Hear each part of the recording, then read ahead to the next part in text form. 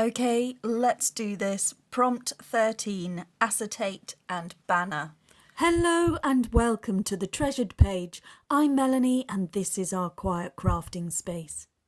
And I won't lie, I have been slightly nervous of this prompt. It isn't something that the idea seemed to flow, so I've struggled with this one.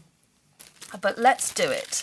Let's have a look at the difference of plastics and acetates and, oh, really, my pet hate. So we appear to be surrounded by this plastic packaging and acetate. Acetate and plastic packaging are separate things, but really it's so similar, it's hardly worth mentioning. They're both an issue to recycle. It's the bane of our modern world, and it is just everywhere. It's literally everywhere. So to the subscriber who was writing in saying that they were getting annoyed by stickers on apples or fruit, this is the future. This is how we've evolved. So you were in New Zealand. If you have plastic stickers on your apples, then I'm afraid we have developed into plastic around the entire fruit bowl. And unfortunately, in England, this is, I don't know how we've got to this point, but the supermarket in question is one of the only supermarkets that also offers a recycling facility to get rid of this plastic packaging. So acetate you can buy in sheets for slides that go on a projector screen. And I think that I would say that this plastic stuff that we get on our stamps is an acrylic. But who knows? It's all, we have no idea really the chemical compounds of all of these things. This is from a cereal packet.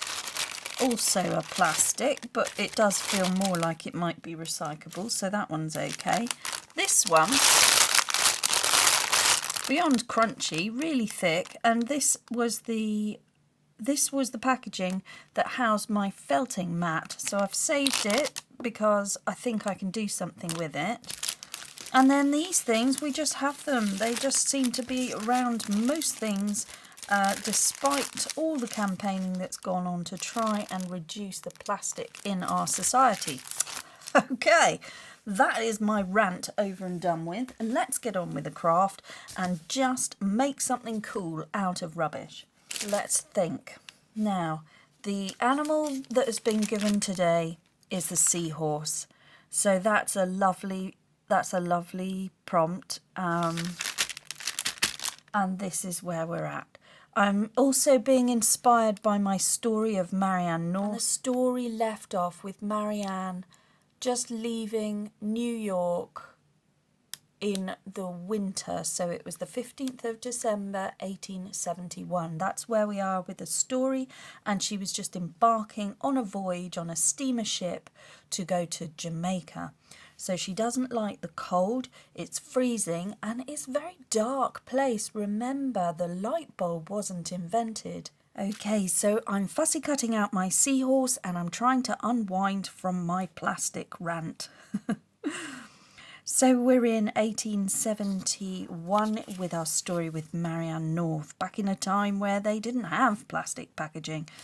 And they didn't have the light bulb either, so that was an American invention. So we had Thomas Edison in New Jersey yet to invent the light bulb. So the light bulb wasn't invented until 1879, so it was a very dark place. And Marianne had drawn quite a bit of attention to herself by this visit with the president at the White House, and then having the mistaken identity. I think she felt that it was time to just get out of there. She's this country mouse that had just got far too much attention, and she just didn't like that. That's not what she was about. She was all about wanting to be quiet and paint, just focus in on her art and just immerse herself in the wonderful nature, natural world in which she wanted to be in. She did not really want to be in the city life, and she didn't want to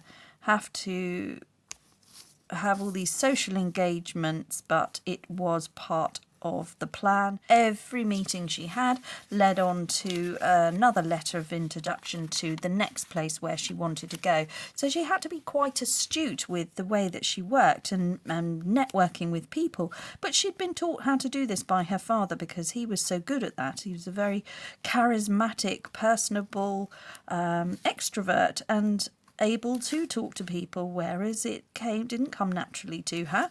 However, she managed it. She made lots of friends, and she had a contact now over in Jamaica, so that was good. She was able to get out of the cold environment, bearing in mind, yes, dark and cold, no lighting, so not all tinsel and lovely twinkly lights that we would experience now, but a very different experience in 1871. So, and obviously not without the proper clothing as well. It would be difficult. And her voyage to get to Jamaica would take her 10 days. It wasn't really to a schedule. It was whatever the ocean was doing and the conditions. So roughly around 10 days. And that's a long time to be stuck on a ship. Quite boring. Well, it depends how you view that, because she's a resourceful person, just like some of us here with our crafty endeavours. We are able to sketch and paint, but it is quite difficult when you're on a moving ship. She leaves successfully, and the voyage takes her to Jamaica, and she arrives on the 24th. She arrives on Christmas Eve, the 24th of December. There we go. I've managed to get my Seahorse out. I did back him onto some other paper there, so he's a little bit stronger now, so I need to ink round somehow. So we are off to Jamaica, and I've thought that the other thing I would have is some shells, and I'm just going to do the same. I'm going to cut out the shells and see if we can be a little bit more about the ocean here with the Seahorse theme, and maybe that acetate could come in and be something to do with water. It was Christmas Eve when Marianne arrived in Jamaica. She described herself as entirely alone and friendless, but it was not for long.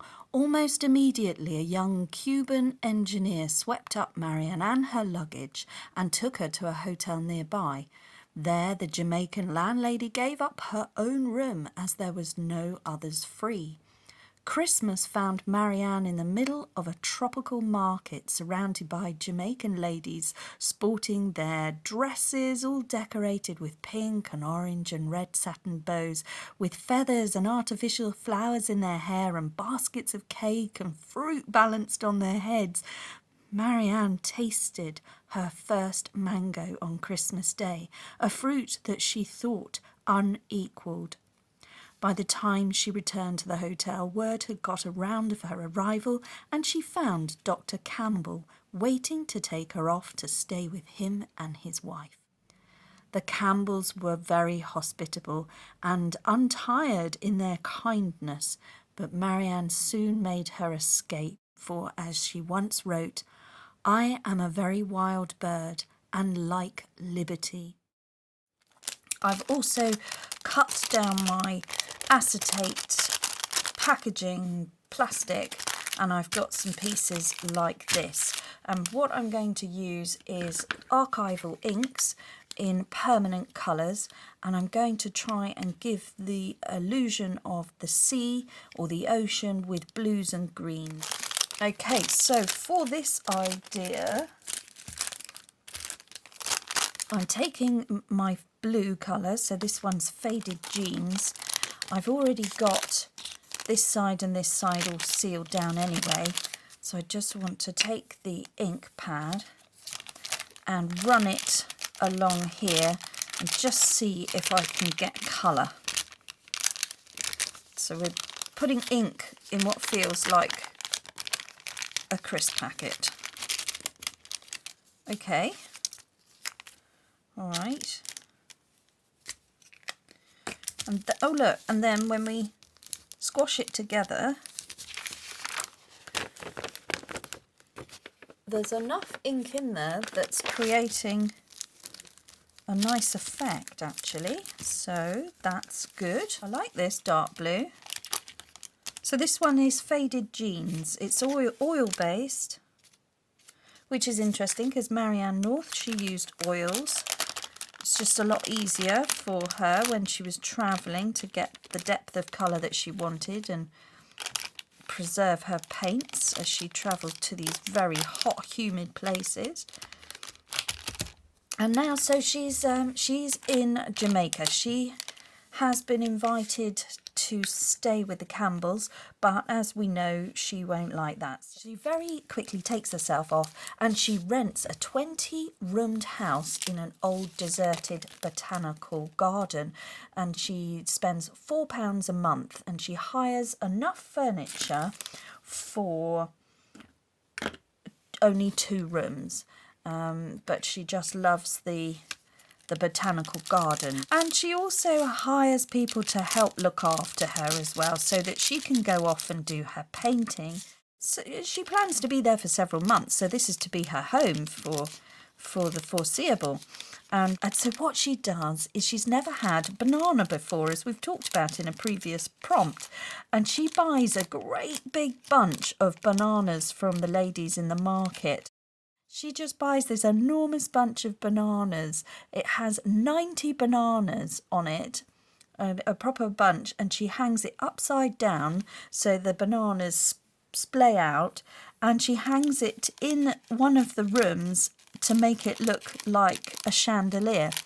And it makes them all laugh, so that, you know, they think that that's really funny, and they help her hang up this banana chandelier, which is because she does have a good sense of humour, and that is just part of it. So she then goes and eats her way through her banana chandelier. And she's also got contacts there, and she's able to get hold of food and meat and things from the soldiers' guardhouse, and she likes to cook as well because she has had to do that at home in the past. So she will cook herself stews and things like that to feel like she's more at home. And then she's able to go off and have a look at the magnificent views that she has. She's got a veranda, and there's a wooded valley nearby and a meadow, and you know, everything is all entangled with these exotic plants in this old botanical garden. And there's palm trees, breadfruit, mahogany trees, ferns, orchids, you know, any passion flowers, anything you can imagine. And she's in her element.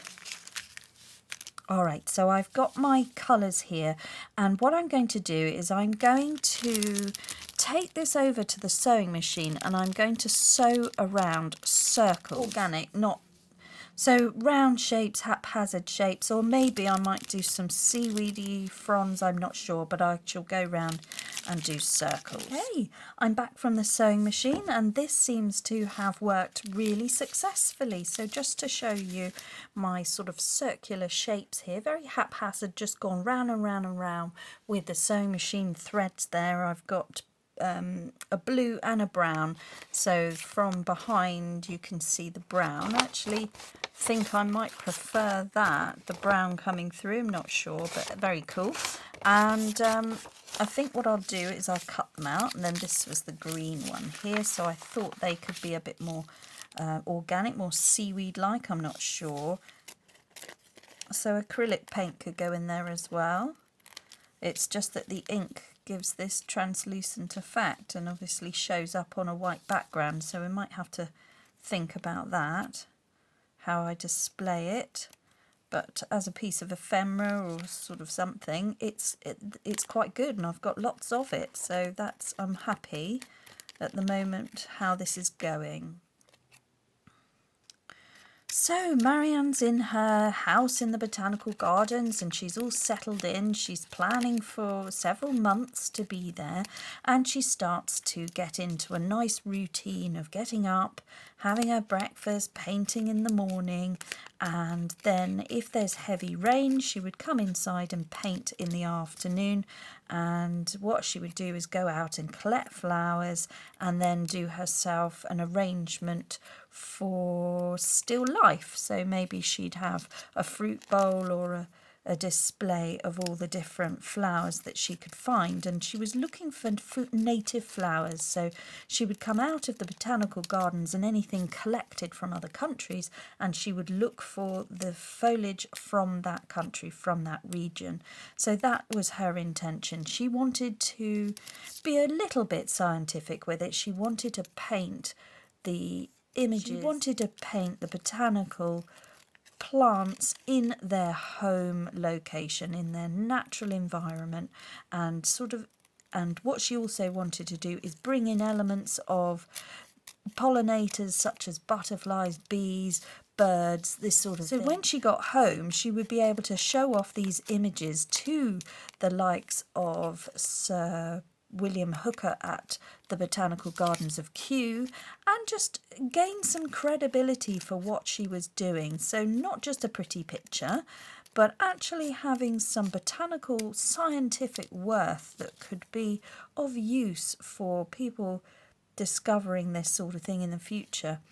And so that's what she did. She approached it with a scientific, educated mind that she knew would impress the men at home, really, and so she could hold her head up high, that she wasn't just another female painting a fruit basket. She was actually painting plants that she hadn't encountered before, so she was always on the scout for something that they hadn't seen before.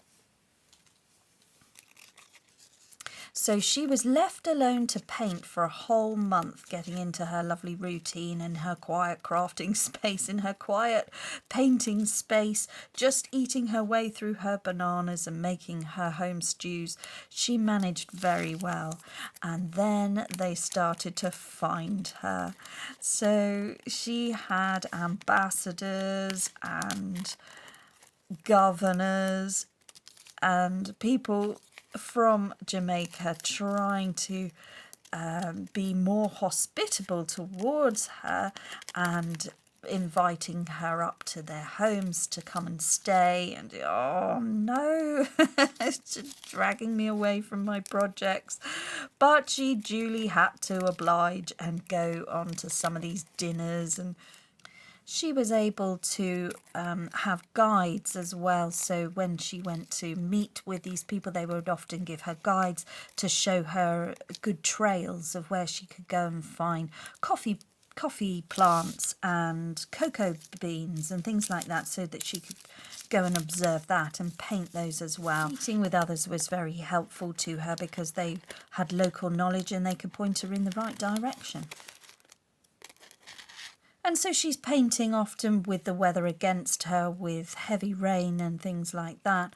And if you're hell-bent on painting a certain image or a tree, and it takes a while to walk out to go and see this particular thing, you need to be doing it on a day that you can. I think what happens is when her paintings get sent back and she gets criticism off of art critics, about the application of her paint being too thick and the colours too gaudy and not enough technique and not mixing on a palette and mixing on the canvas. It's all for practical reasons, because she was on the go. She was out in jungle or up on the top of a hill cliff face trying to paint. So the quicker she could get the image down, the better, in whatever method she could.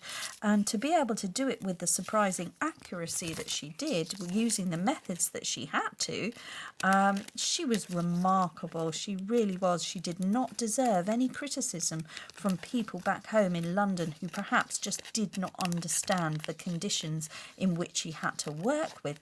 So she's surrounded by fireflies and glowworms. The woman's getting bitten by mosquito. They had to appreciate that when they look at her artwork. It's not from some studio.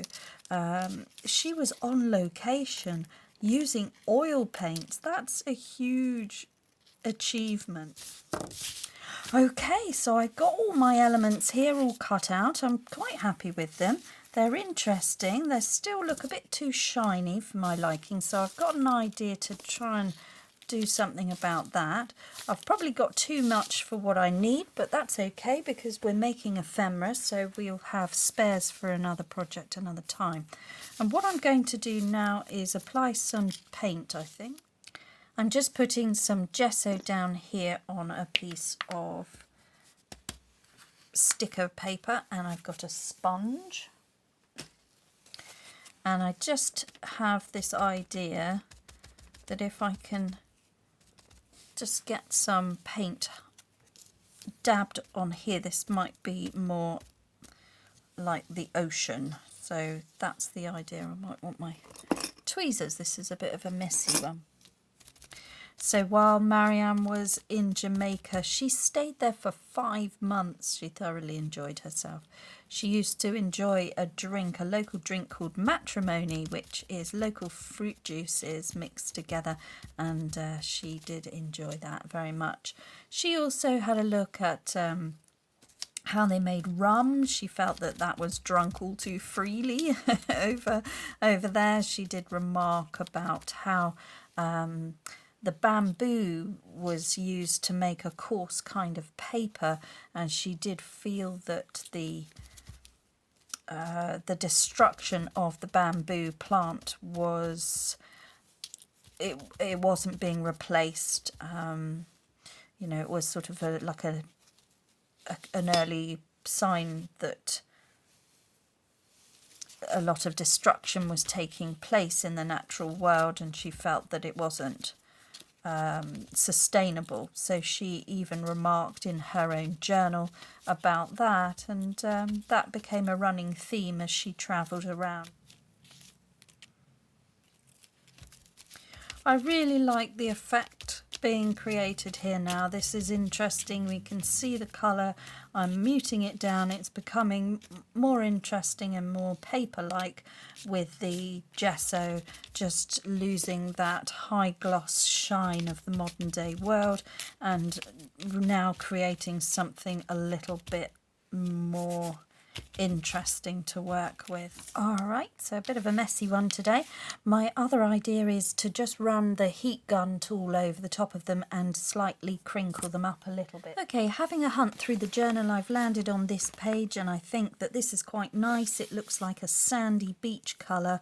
The paper's quite thick, and what we're trying to do here is a banner. So a banner is like a flag with a point. That's my understanding. It can be a paper clip that then is embellished with that triangular image, but I think I'd just like a big banner to cover the whole page, and I found this wax paper that has been scrunched up, and I think that will form the basis of my banner. So it will be like a flag made out of very fine cotton or organza, something that's blowing in the wind, and then I'm going to bring in these elements. I'm going to tear that down,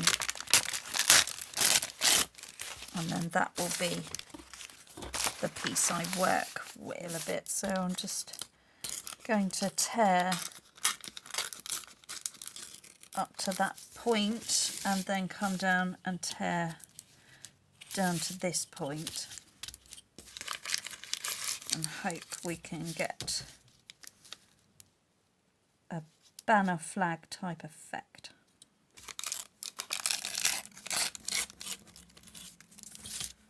Oh, that's ideal. That's it. That's great. So that's my background, and I just want to bring that piece in there.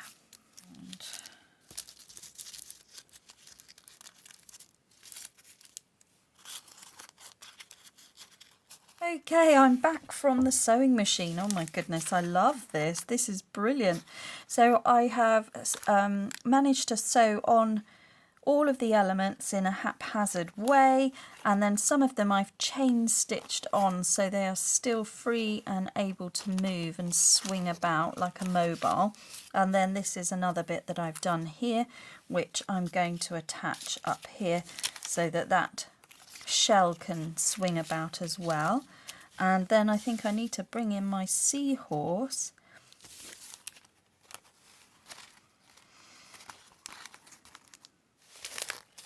Okay, so that will come in and live there like that. We've got this paper here already, so I'm just going to have that along the top, I believe, and then I might want to stick that down because I don't really want that twisting over and seeing the back of it. So we'll do a repair there. Okay, looking good, looking good. And then this paper one as well. And then we'll just have some lace poking out the top just to give it a little bit of an elegant structure at the top. There we go, that concludes the page prompt today for the acetate and the banner, and this concludes Marianne's journey to Jamaica, her tropical world, as she then stays there for 5 months and then travels back to London to have fun with her society friends back home and recount all her stories and her tales. But her adventures don't stop there. The incredible Miss North is back on her journeys again, and in September 1872 she's off again, off to Brazil. If you've missed some of the stories about Marianne North, do please have a look back at the videos in this playlist, and above everything else, just slow down and make crafting time for you. Bye bye now.